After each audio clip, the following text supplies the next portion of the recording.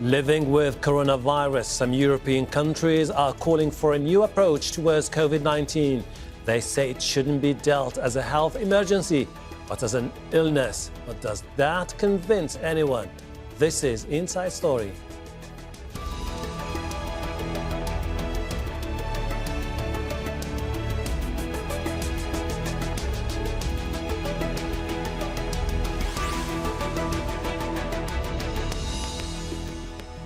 Hello and welcome to the program. I'm Hashem Ahelbarra.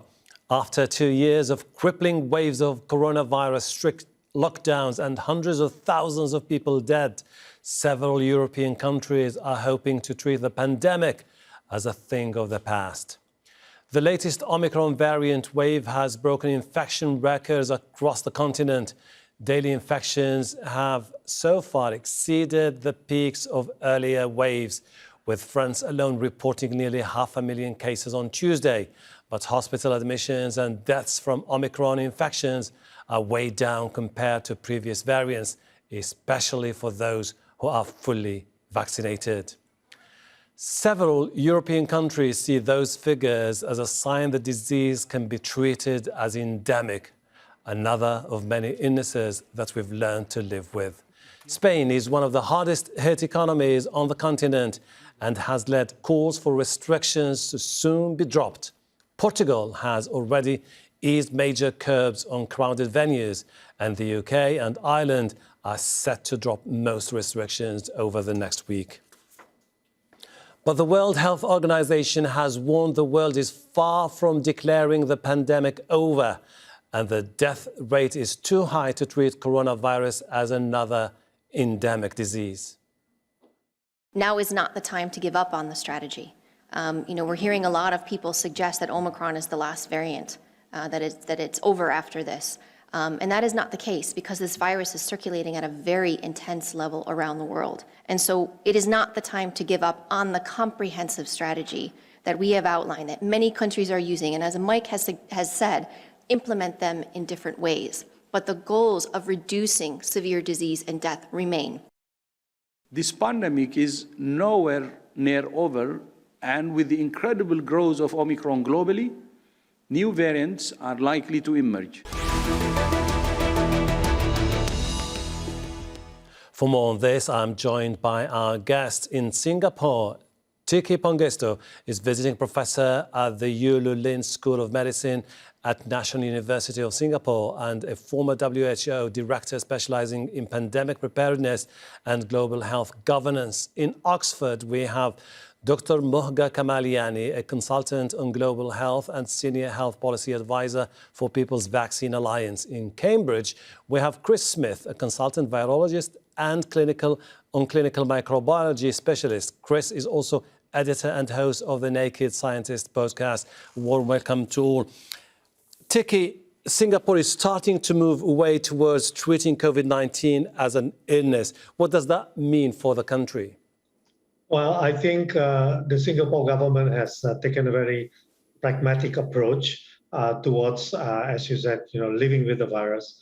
And I think it has done so in a very pragmatic manner, based on sort of like three legs of a stool. Mm-hmm. It is based on good governance in the context of having a very coordinated, harmonious, and single-minded response to deal with the pandemic. The second one is a very robust healthcare system that is able to deal with any surges in severe cases of COVID-19. And finally, and perhaps very importantly as well, is social capital, a population which is very trusting of the government and ready to follow government recommendations and instructions. Mm-hmm. So as a result, it has succeeded very well. And I think it's on the right path to living sustainably and safely with the virus.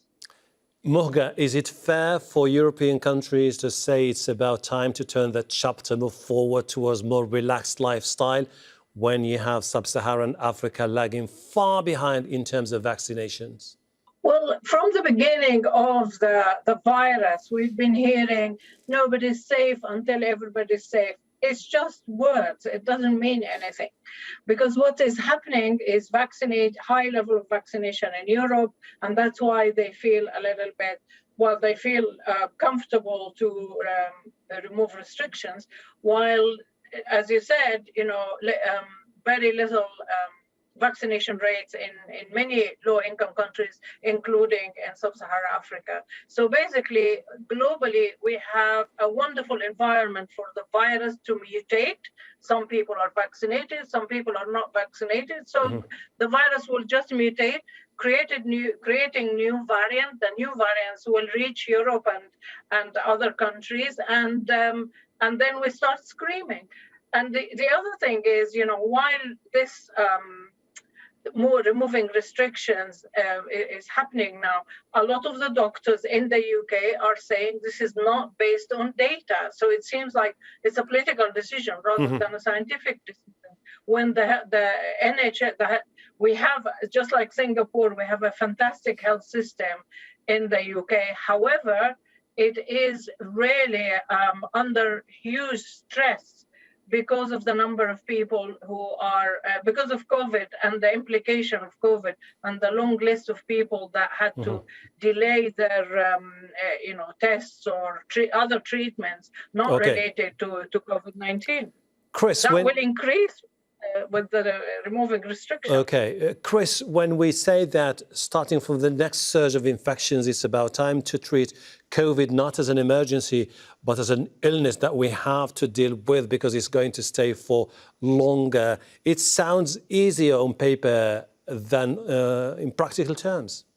I think it's very important to see the situation through the lens of the here and now and not the lens of last year.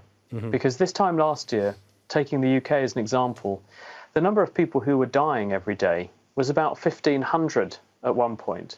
And the number of people in hospital accounted for nearly half of all of the beds that we have in our National Health Service. We couldn't be more different now, where although we do have people in hospital, probably half of them are in hospital with coronavirus, not because of coronavirus, which is completely different from last year. And the number of people who are losing their lives is a fraction of where we were. And the reason that's happened is that we've been able to transform the condition from what was lethal for some into trivial for almost everyone. And that's thanks to vaccines. And we have other weapons to throw at this now in the form of antivirus drugs. It's not a given that if we vaccinate everybody, we will no longer face variants, because the sobering prospect and the sobering observation is that Omicron, which has brought many countries back to the brink of lockdowns or actually physically into lockdowns, this emerged in the context of South Africa, which was pretty highly vaccinated as African countries go. And they were declaring at the time Omicron emerged just a few hundred cases per day, while the UK, for example, was having up to 50,000. So it's not a given that vaccines stop variants. But what we can do with vaccines, based on the UK and other countries' experience, is we can convert severe disease into trivial disease. And that should be our goal. Yes, we need to aim to stop people dying, and that means across the entire world. But we shouldn't kid ourselves that this, as soon as we achieve that magic vaccination of the world, the COVID disaster is over, because it isn't. But what we will have done is to stop people dying. Tikki, this is exactly what people are concerned about, which is basically this false hope that this could be the beginning of the end of an era and the beginning of a post-COVID-19 era, because Singapore, for example, started with a zero-tolerance approach. Now it's starting to relax most of the restrictions because it has met somehow 90% the threshold of vaccinations. But we've seen a surge of infections recently. Couldn't this be the concern facing Singapore in the near future? Well, I think the surge in infection with the arrival of Omicron is something that the Singapore government definitely foresaw and were very prepared for. And the way they dealt with this was not to reimpose restrictions or lockdowns, not even increasing travel restrictions from other countries, but continuing with the surveillance, continuing importantly with vaccination, providing boosters, and more recently, providing immunization to the younger children, 5 to 12 and 12 to 17. And once again, ensuring that the healthcare system was ready. And we have seen just in the last few days that even amongst children that have been given the vaccine, there were no issues with any serious side effects, very mild symptoms, as we know, in the younger age group. A couple of hospitalizations, but nothing that required ICU, for example. So I think, the reality is that, the virus is already out there. Cat's out of the box. So as mentioned just now, the real issue is to prevent people from dying. I mean, the vaccine is not going to prevent infection. Mohga, now, countries like Spain have been battered economically by COVID-19, and they're basically saying we cannot continue like that, otherwise the country will collapse. Don't you see that for that particular reason, it's about time for the scientific community to start thinking seriously about shaping our post-COVID-19 world? Well, there are already, talks and debates and studies about shaping the post-COVID-19. I'm not advocating for lockdown, by the way. I'm advocating for good measures, and one of the immediate good measure is vaccinating the rest of the world. Yes, you can protect people in the UK from dying from COVID, but how about people in other countries that are not protected? So it's one thing. You get data in the UK and in South Africa, but many other countries don't have this data. So you actually don't know how many people are infected, how many people are dying, because the data is not really good. And therefore we can't say, oh, it's not killing people in sub-Saharan Africa. We just don't know the accurate data. But the important thing is about, just like we reached, or Singapore reached 90%, other countries need to reach that level. And then, yes, COVID will stay with us, just like flu is staying with us. Just like, the world managed to get rid of one virus only that affects human beings. One affects animal and one affects human being. That's all. We only have smallpox out, and everything else we live with vaccination. Kids all over the world are vaccinated against measles, but there is still measles. We still haven't got rid totally, utterly of measles or polio. So with vaccination, we're controlling it. Now, for COVID, the vaccines we have, as the speaker from Cambridge said, yes, cut mortality and cut the high level of morbidity, the illness, but it doesn't cut transmission. So we still need more research for better vaccines. These should not be, here are the vaccines we have and that's it. We should really aim for better vaccines. But meantime, we have effective vaccines, very good vaccines around, and these should be available to other countries so that they don't have mutation. And just look at the serious mutation, the serious variant. So the first very variant, Alpha started in the UK when there was no vaccines in the UK. Delta started and spread in India when the level of vaccination in India was hugely low, very low. It was under 5%. And then this one, Omicron, started in South Africa with, again, low vaccination. So it's, yes, South Africa compared to, let's say, DRC or Burundi, of course it has higher vaccination. But let's compare South Africa to the UK. All right. No, it has low vaccination. So low vaccination rates. So I see your point. We need high vaccination in all low middle income countries. All right. Then we can be safe. Chris, the problem with trying to transition towards a new era is basically some people might think this could be an indication we're going back to before the 2020. The problem here is you have the concern there, you have the at-risk people, you have the patients with complications, and you have to bear in mind that you need to maintain a massive vaccination campaign to be able to tell confidently your own people, you know what, we could live with COVID the way it is in the near future. But we're talking about decisions that are likely to have huge economical, financial ramifications on many countries in Europe if they want to succeed their path. Well, I actually don't agree, because we've always had that vulnerable population, and so has every other country. We have just told them they're more vulnerable this year, so more people are worried. Previously, they were blissfully unaware. But that's why we've had a flu vaccination campaign that's run for decades, very, very successful, about 60–70% vaccine effectiveness every single year. And that's based on the whole world talking to each other, sharing flu data, working out what to put into the vaccines, and then orchestrating, because the flu season is so predictable, orchestrating a vaccination campaign which is well understood. We understand how to deploy it, how best to use it, and we know it works, and it protects the most vulnerable. This isn't really any different.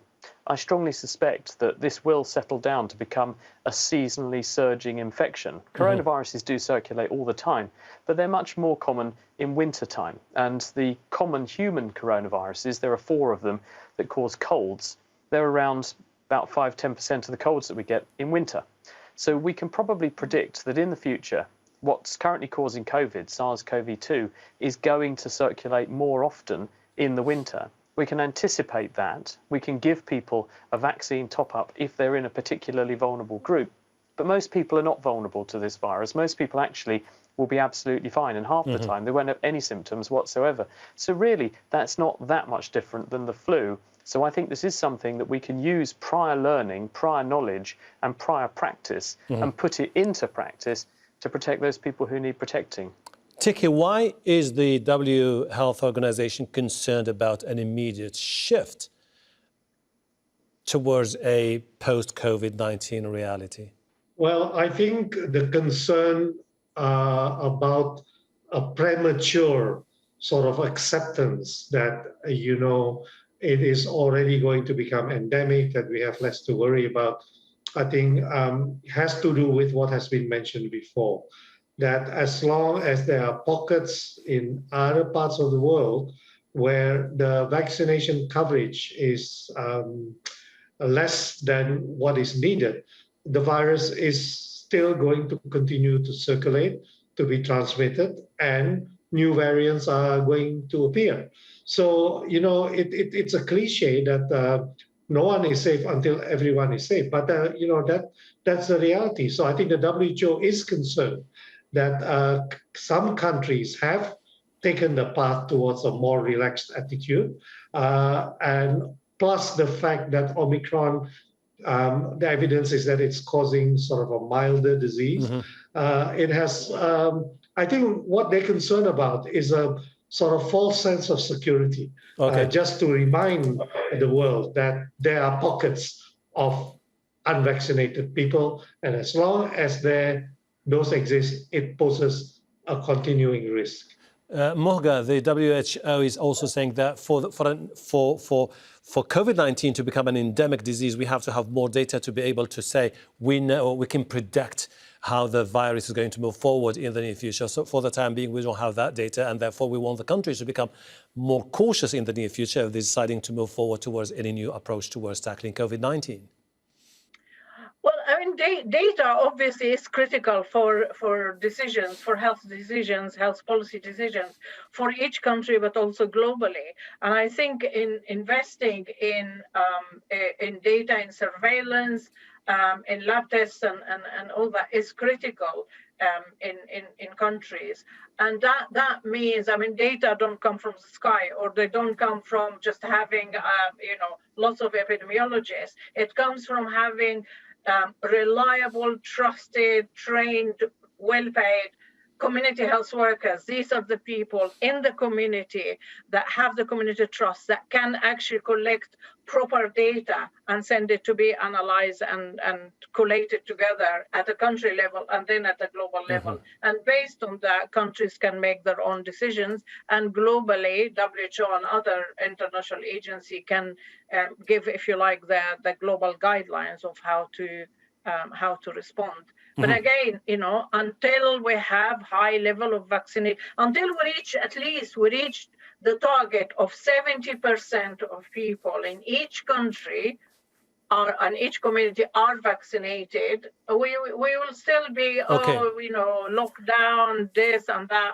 and not really having a clear vision of what's next. And that should be the priority. It's I see your point. Not a priority. For you, the benchmark is 65 to 70% vaccination throughout the community for those countries to move forward. Chris, now, the premise of this whole lockdown rationale in the past was basically world leaders were pretty much concerned about the health system being overwhelmed by the number of patients needing ICUs. That could just mean that their health system would collapse. And this is why they went for drastic approach. Now, countries are saying it's about time to change that and relax the codes. One of the questions that many people are asking, what if tomorrow or the day after we have a new aggressive variant? Could that bring us back to square one? Well, you never say never in medicine. And I think the way to think about this is that in the UK, in the 1940s, we had a world war and people periodically were subject to being bombed by foreign planes. It doesn't mean that they spent their entire life living in an air raid shelter. What they did was to build a bomb shelter and they had sirens. And when the warning signals went off, people reacted accordingly. And I think we've got to think about, we've got to live our lives knowing that there is this potential threat, but it's not going to be ever present at the same degree of severity. So we therefore have a population who are aware of that and can react accordingly. And we've sort of seen that begin to happen over Christmas, because prior to Christmas, various measures were put in place. But people, as far as we can tell, went further than those measures required in order to keep themselves safe, which shows that people can judge the risk and they can be trusted to do so. So I think it's not unreasonable for us to plan for a future where we can alert people to threats that are coming. We knew that Omicron was coming. We had several weeks of lead time on that, thanks to South Africa spotting it and then people acting accordingly. In this instance, perhaps there was an overreaction, but it was a cautious overreaction. We can do this. So I think in the future, we have no reason to doubt that that the measures won't work, because they do work. Okay. We just want to minimise the harm, because otherwise there's a risk that the pill is worse than the ill. Briefly, Tikki, if you don't mind, do you think that a first booster, second booster, a third, a fourth, a fifth, a sixth is going to be the norm in the near future for us to be able to shield the communities against COVID-19? Well, I think that decision will have to be made by individual countries. From my own personal view, I think the third booster is very well justified, especially for those who are vulnerable, older people with underlying morbidities, etc., etc. As to the value of a fourth, a fifth, and a sixth, I'm not so convinced. As an immunologist, there is a concept called immunological energy, where if you keep repeating doses, you may actually get a lower reaction. But that's just my personal view.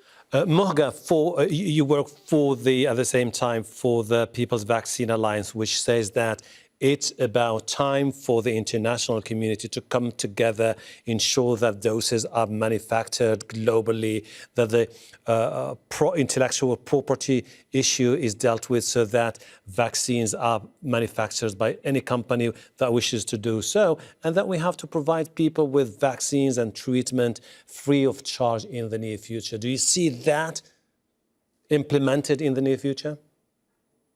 Well, we're working hard to get that implemented. It's about sharing. It's not just intellectual property, but it's about sharing knowledge of the vaccines. So, for example, the African Union with the South African government and the WHO set up an mRNA hub in South Africa.